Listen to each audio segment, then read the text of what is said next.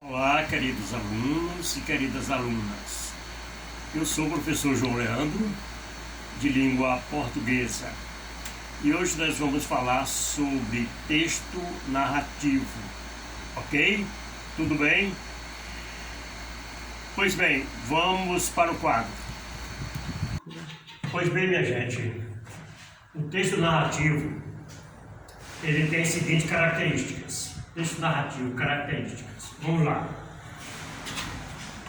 O texto narrativo tem um foco narrativo, que é o narrador, de primeira pessoa ou de terceira pessoa. Nós temos um enredo, nós temos personagens, nós temos um tempo, que pode ser um tempo cronológico ou um tempo psicológico. Nós temos no texto narrativo um espaço e temos um discurso, que pode ser direto ou indireto. Ok? Pois bem, minha gente, eu vou explicar para vocês cada uma dessas características, ok? Pois bem, revisando, texto narrativo é quando você conta uma história. Sempre que você conta uma história, você está narrando, ok? Vamos para as características do texto narrativo. Primeiro, o foco narrativo. O que é um foco narrativo? É a maneira de você contar uma história. O foco narrativo pode ser apresentado em primeira pessoa, quando o narrador da história faz parte da história, ele é um dos personagens. Aí nós temos o foco narrativo em primeira pessoa.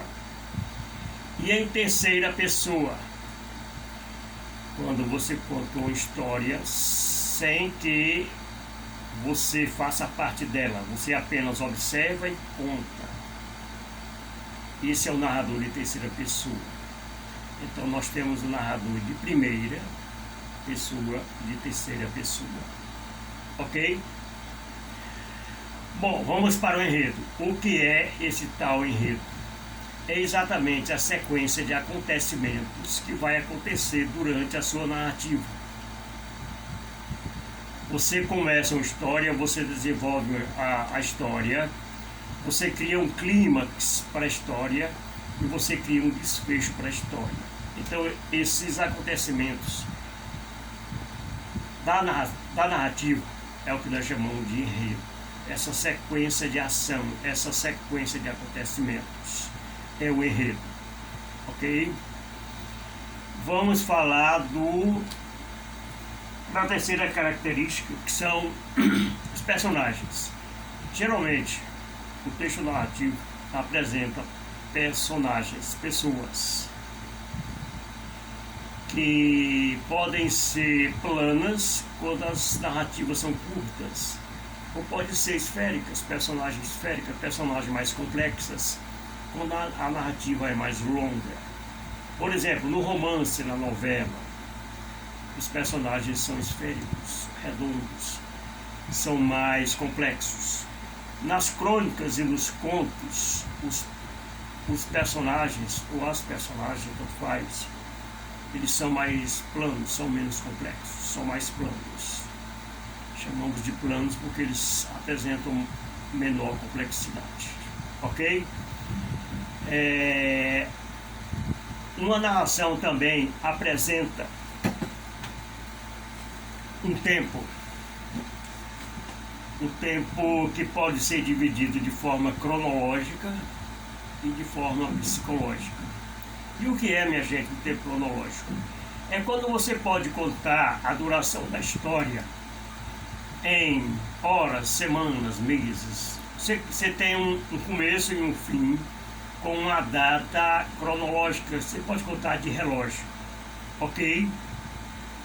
E o tempo psicológico é aquele tempo que você não conta cronologicamente em relógio. Você conta de acordo com as situações vividas pelas personagens, ok? Tempo psicológico. Pois bem, o tempo psicológico pode ser longo ou curto, de acordo com as circunstâncias vividas pelas personagens. O tempo psicológico é longo quando a personagem está vivendo momentos angustiantes, e ele é curto quando está vivendo momentos leves, bons. Por exemplo, se você for contar o tempo psicológico de um final de semana, que passa rapidinho, é um tempo psicológico curto. Mas lembram-se daquelas aulas que o professor começa e não termina nunca. Parece que faz um mês que o professor está falando, não termina nunca. São situações como essa que representam o tempo psicológico longo. Ok. Você, quando está numa festinha, o tempo passa rapidinho, tempo psicológico curto. Ok. Durante uma prova, parece que o tempo não passa, é um tempo psicológico longo. Ok. Depende muito do que a personagem está vivendo.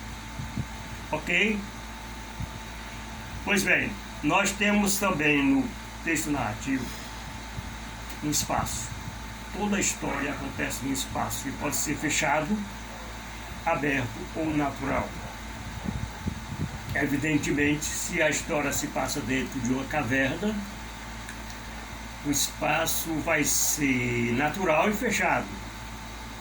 Se você vai contar uma história em que se passa numa sala de aula, entre quatro paredes, é fechado.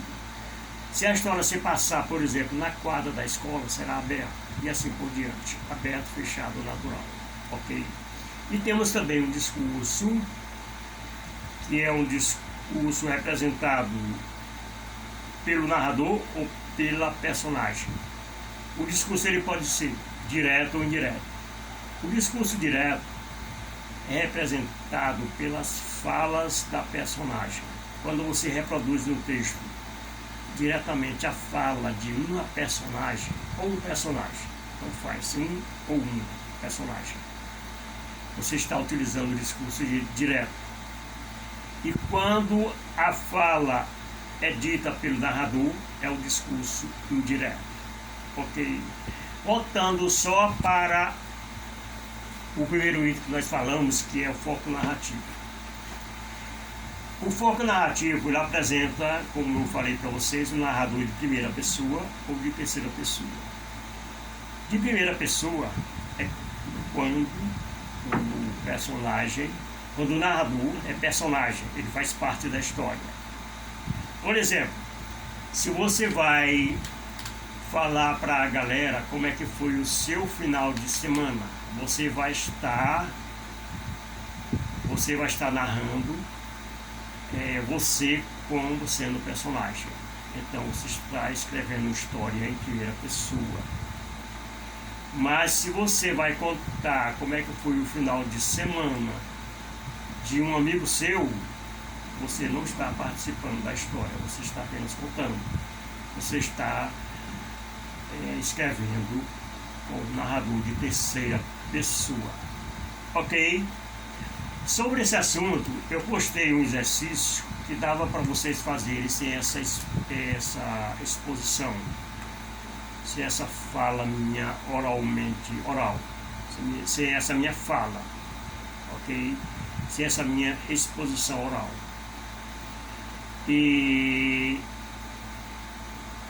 mandarei outros exercícios e numa outra oportunidade mandarei também o gabarito dos exercícios. Ok? Moçada, o nosso próximo assunto de redação nós vamos falar vamos continuar falando de narração. Esse é um assunto longo e como nós passamos muito tempo longe da sala de aula, nós temos que ir devagar e sempre temos que ir devagar, mas com conteúdo bem explicado. Ok? Então, a nossa próxima aula continuaremos com redação continuaremos com narração. Ok? Vamos ver os tipos de de narrativas que nós podemos produzir. Ok, moçada? Um abraço para todo mundo, muita saúde, muita fé e até a próxima.